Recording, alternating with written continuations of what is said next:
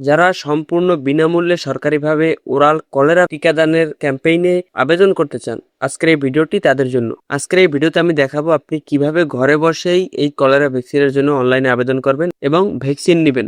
ভিডিওটি শুরু করার আগে আপনি যদি আমার চ্যানেলে নতুন হয়ে থাকেন তাহলে আমার চ্যানেলটি অবশ্যই সাবস্ক্রাইব করবেন।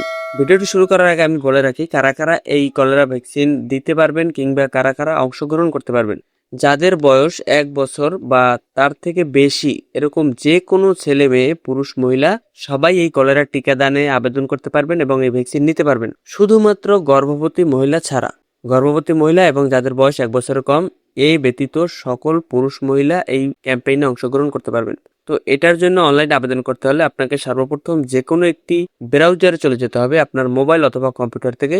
আপনি ব্রাউজারে গিয়ে এখানে টাইপ করবেন vaxepi.gov.bd।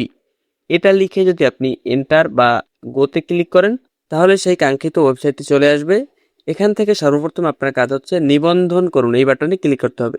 এরপরে আপনি যদি 18 বছরের বেশি বয়সী হয়ে থাকেন, মানে আপনার যদি জাতীয় পরিচয়পত্র থেকে থাকে তাহলে আপনি এখান থেকে জাতীয় পরিচয়পত্র সিলেক্ট করবেন, এবং যদি আপনার বা যে আবেদনকারী তার যদি জাতীয় পরিচয়পত্র বা এনআইডি কার্ড না হয়ে থাকে তাহলে জন্ম নিবন্ধন এটার উপরে ক্লিক করবেন। যেটা থেকে আবেদন করতে চান সেটাই ক্লিক করবেন। আমি জাতীয় পরিচয়পত্র সিলেক্ট করেছি, তারপরে এরকম একটা উইন্ডো ওপেন হয়েছে। এই উইন্ডোটা একটু বড় করে নিলাম। এখানে আপনি আপনার মোবাইল নাম্বার দিবেন। এখানে 880 দেয়া আছে, আপনি 0 এর পর থেকে 1 থেকে শুরু করবেন, আপনার মোবাইল নাম্বারটা সম্পূর্ণ দিবেন এবং এখানে যে একটা ক্যাপচা আসবে সেই ক্যাপচাটা এখানে বসিয়ে সাবমিট করুন, এই বাটনে ক্লিক করবেন। সাবমিট করুন বাটনে ক্লিক করলে আপনার মোবাইল নম্বরে একটা মেসেজ চলে যাবে যার ভিতরে 6 ডিজিটের একটা ওটিপি থাকবে। সেই ওটিপিটা আপনি এখানে বসিয়ে ওটিপি যাচাই করুন, এই বাটনে ক্লিক করবেন। এরপরে আপনি এখানে আপনার বা যে আবেদনকারী তার জন্ম তারিখটা এখানে বসাবেন। এটা আপনি টাইপ করেও দিতে পারবেন অথবা আপনি এখান থেকে সিলেক্ট করেও দিতে পারবেন। এরপরে আপনার যে জাতীয় পরিচয়পত্র নম্বর বা আপনি যদি জন্ম নিবন্ধন সিলেক্ট করে থাকেন আপনার জন্ম নিবন্ধন নম্বরটা এখানে দিয়ে দিবেন। এরপরে একটু নিচে গেলে ঠিকানা ঘর আছে, এখানে বর্তমান ঠিকানা লাইন 1, এখান থেকে আপনি শুধুমাত্র আপনার গ্রামের নামটা লিখতে পারেন। এখান থেকে আপনি আপনার বিভাগটা সিলেক্ট করবেন। বিভাগটা সিলেক্ট করলে তার আন্ডারে যত জেলা আছে সেগুলো এখানে দেখাবে। আপনি আপনার কাঙ্ক্ষিত জেলাটা সিলেক্ট করবেন। এরপরে সিটি কর্পোরেশন নামে যে অপশনটা আছে এটাতে গিয়ে আমার যেহেতু জেলা পিরোজপুর, এই সিটি কর্পোরেশন পিরোজপুর আছে। এরপরে এখান থেকে উপজেলা, আমার যে উপজেলা সেটা আমি সিলেক্ট করলাম।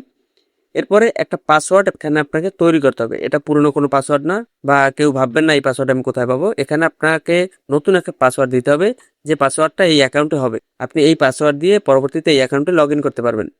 এই 2 ঘরে সেই একই পাসওয়ার্ড দিয়ে এখানে যে ক্যাপচা আসবে সেটা এখানে বসিয়ে আপনার তথ্য জমা দিন, এই বাটনে ক্লিক করবেন। এরপরে অনলাইন থেকে আপনার জাতীয় পরিচয়পত্র হালনাগাদ হবে, ভেরিফাই হবে, আর আপনার সামনে একটা হেলথ আইডি ওপেন হবে এবং আপনার হেলথ আইডির যে একটা কার্ড, রেজিস্ট্রেশন কার্ড, সেই কার্ডটা ডাউনলোডের জন্য একটা অপশন আসবে। আপনি সেখানে সেভ বা ডাউনলোডে ক্লিক করে সেই কার্ডটা ডাউনলোড করে রাখবেন। আপনারা ডাউনলোড করলে দেখতে পাবেন যে আপনাদের এরকম একটা কার্ড ওপেন হবে।